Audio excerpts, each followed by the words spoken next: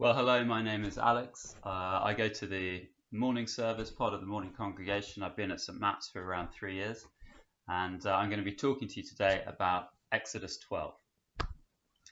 Now, I don't know if any of you have seen The Last Dance. The Last Dance is a Netflix series about a basketball team, the Chicago Bulls, in their glory days. And their big player, the greatest player in the history of basketball, was Michael Jordan. In fact, many people say that Michael Jordan was the greatest sportsman of all time. Now, he was a magical player to watch. But one thing, if you were playing against him, that you had to be very careful of was trash talking. You know, trash talking is when you try to wind a player up and get inside their head to spoil their game. Maybe you sort of insult them a bit, or maybe you try to suggest they're actually not very good and try to put them off their game. But the problem is, when people did that with Michael Jordan, it totally backfired.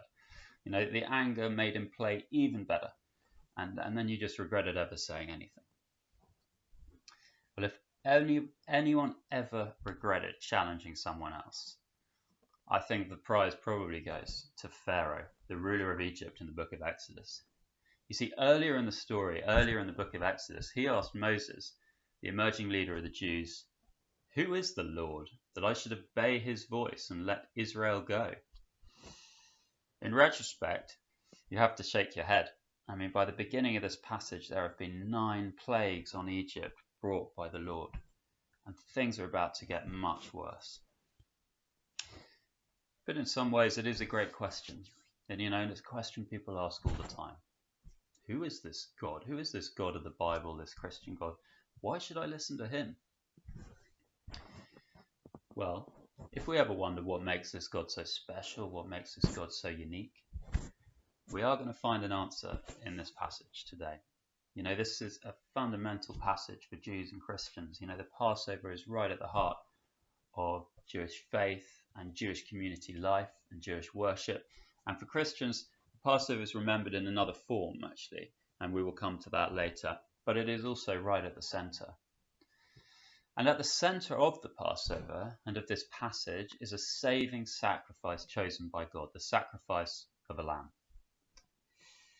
Now, if this was just your sort of typical story of national beginnings, you know, like King Arthur and the Knights of the Round Table for the English, or if you want to go down the more sort of light-hearted route, Asterix and the Gauls escaping the grip of the Romans.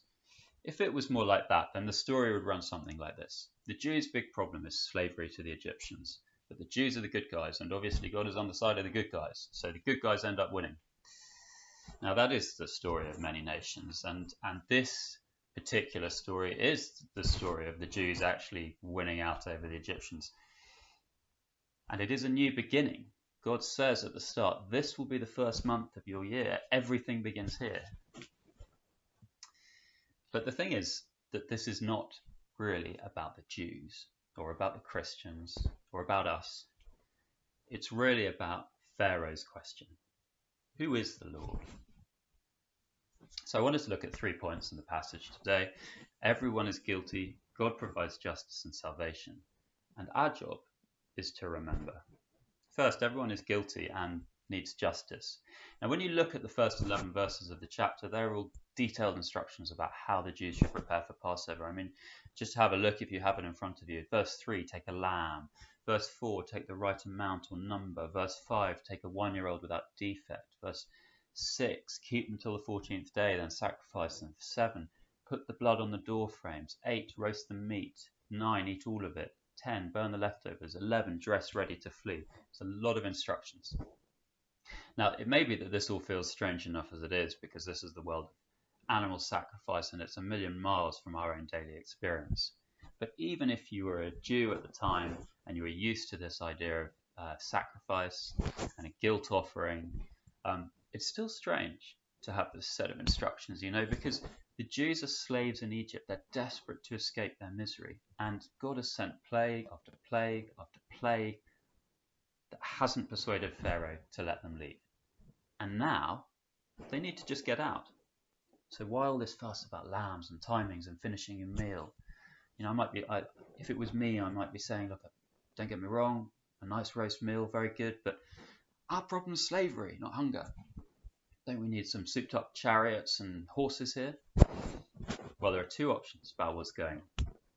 Either God has got the wrong answer to their slavery problem, or their biggest problem isn't actually slavery. Now, you can probably guess which one I'm going to go for. Their biggest problem isn't actually slavery. And that's because it's guilt. And when God brings judgment, it wouldn't just kill the Egyptians, the bad guys. It would actually destroy everyone. Everyone's big problem is guilt. Now, this is a difficult one for modern people like us to accept, because we don't like the sound of punishing people, and we like even less the idea of God punishing people. And actually, as modern people, we haven't just tried to get rid of God, we tried to get rid of guilt. Whether it's through psychology or secularism or self-help, we tried to free ourselves from what can be a debilitating weight of guilt. Now, we're actually the exception historically. Ancient peoples all had some idea of guilt, or at the very least a strong sense of shame, and then that's why there were guilt offerings or guilt sacrifices or shame penalties or shame exiles or shame suicides across many, many ancient cultures. Modern people face quite a different kind of problem though, which is that however much we try to push guilt down, it just keeps popping up again. Ian McEwan is a British novelist, and although he is also an atheist, he's been very successful, and his most famous novel is called Atonement, and it was made into a very successful film as well. Atonement is about a young girl called Bryony Tallis, and Bryony, as a girl, falsely claims that she saw a young man called Robbie Turner rape her cousin. Now, Robbie didn't rape her cousin. She did witness something in the distance, but she extrapolated and she essentially made up her story. And the consequences of her accusation are enormous for all their lives. In fact, they're irreversible. Bryony never deals with the guilt associated with making up her story and the suffering that it caused. Atonement, she says right at the end of her life, was an impossible task. Those are her words. It was an impossible task. So even in a secular modern novel, guilt can be here to stay. And it's here to stay because, like Bryony, we can't deal with it. We can't provide any atonement for our guilt. We need help. This brings us to the first big surprise of the passage. We might think the Jews are meant to be the good guys and the Egyptians the bad guys. After all, it's the Jews who've been enslaved by the Egyptians. And the Egyptians have even killed their firstborn boys earlier in the book. But chapter 12 is a story of God punishing the guilty. If the Jews were innocent, they wouldn't need to worry about the angel of death. And yet most of the chapter is about how they need to avoid justice and avoid suffering judgment. And that's why they need a sacrifice, and they need blood, and they need a special meal. So that's the surprise here. Even the Jews are guilty. Slavery is obviously a big problem for them. It drives the story, and they need to escape. And God could just pull them out of Egypt. But he doesn't. He goes to enormous lengths to warn them about protecting themselves from judgment. But I wonder whether the Jews felt that guilt was their biggest problem. Don't you think they would have dreamt about escaping slavery as their number one dream? It's easy to think that your problem in life is God not giving you the things we want. Why doesn't God want the best for me? Why can't I have that job or that relationship, that cure for my health, that child, that house, that restored mental health, that friendship, that lifestyle? Why can't God fulfill my dreams? And so we end up thinking that God isn't about our dreams, that our dreams are too big for God. And so we adopt a kind of grin and bear it Christianity. We lower our sights, we accept our lot, we try to be grateful, it's all from Him. After all, that's the Christian life, suffering. Do you ever feel like that? I certainly do. Well, the Jews were the same. That when God has actually rescued them and they face danger in the desert, do they trust Him, that He's got the best plans for them? Not at all. They start saying they want to go back to Egypt and back to slavery. Why can't God just give us our safe homes back there, they say. You see, the problem with their ambitions, The problem with our ambitions is not that they're too big. C.S. Lewis wrote this about our dreams in one of his essays, The Weight of Glory. Here's what he said. This is C.S. Lewis, who wrote the Narnia stories. He said, "If we consider the unblushing promises of reward and the staggering nature of the rewards promised in the Gospels, it would seem that our Lord finds our desires not too strong, but too weak. We are half-hearted creatures, fooling about with drink and sex and ambition, when infinite joy is offered to us. Like an ignorant child who wants to go on making mud pies in a slum, because he cannot imagine what is meant by the offer of a holiday at the sea. We are far too easily pleased." You see, it was their small ambitions that led them not to trust God.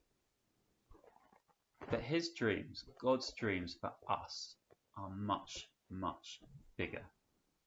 He wants to deal with our very biggest issue, guilt and the judgment that it brings. And you can see here the detail of the instructions that he gives them to deal with that judgment, the huge care he takes to ensure they can get through that judgment. Because he has bigger dreams than just getting them out of Egypt. He wants them to know complete freedom, and that's the message of the Bible. Even the good guys are guilty, but God wants to deal with that guilt and do a lot more besides. And so the second point is that God provides justice and salvation. Now, the Passover at the center of our story today is a story of justice and a story of salvation. The Bible itself is actually the story of the Lamb. And so the fact this passage is about a lamb is crucial. Back in Genesis, Abraham killed a lamb instead of killing his own son. And the Bible ends with a vision of a city with the throne of the Lamb at the center. So this is a key moment in Exodus 12. And if you look at the passage, each household takes a lamb without defect. Chapter 13 says, with none of its bones broken, slaughters it at twilight, puts the blood onto the lintel of their front door. They eat it with bitter herbs as a mark of their suffering, bread made without yeast as a mark of their haste, and yeast can also be a sign of sin. And they eat it roasted, not boiled like in public sacrifices. They eat all of it. And the end of the section, we're told, it is the Lord's Passover. It belongs to him. Now, the Passover is actually an act of judgment in which God brings justice down.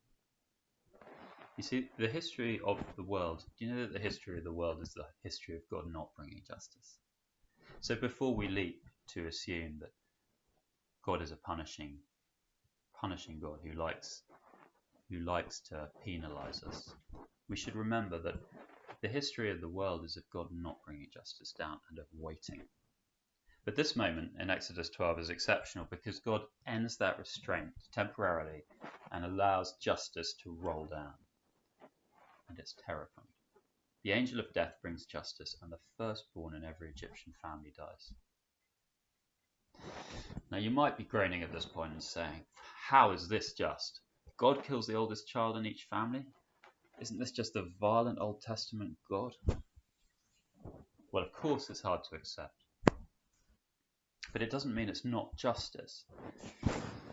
The Old Testament God cares about justice and about grace, as we see in this passage, and the New Testament God cares about justice and about grace too. They're the same person, it's just different points in the story. But how can we justify this, you might say? Well, the Old Testament law talked about an eye for an eye and a tooth for a tooth. And that reflects the idea that justice requires equivalence, parity, evening up the scales. Injustice is when people are underpunished or overpunished. It's the fuel of a thousand stories in the press from the last week. And at the start of chapter 2, Pharaoh ordered every Hebrew baby boy to be killed. So this is retributive justice. In other words, people have done to them what they did to others, an eye for an eye. You may not like the sound of it, but this is not imperfect justice. This is even justice. And it's not imperfect humans carrying it out clunkily. It's a perfect God carrying out perfectly. But it's also not the end of the story, because God wasn't only happy to see justice done, he was too loving for that. Anyone who kills a lamb and spreads the blood on the lintel of their door will be saved. The angel of death will just pass over that house. Not because they're not guilty, but because by trusting God, they've allowed God to save them. And so death came in from the Egyptian skies, and every single Egyptian family lost their firstborn child, even the firstborn of their cattle.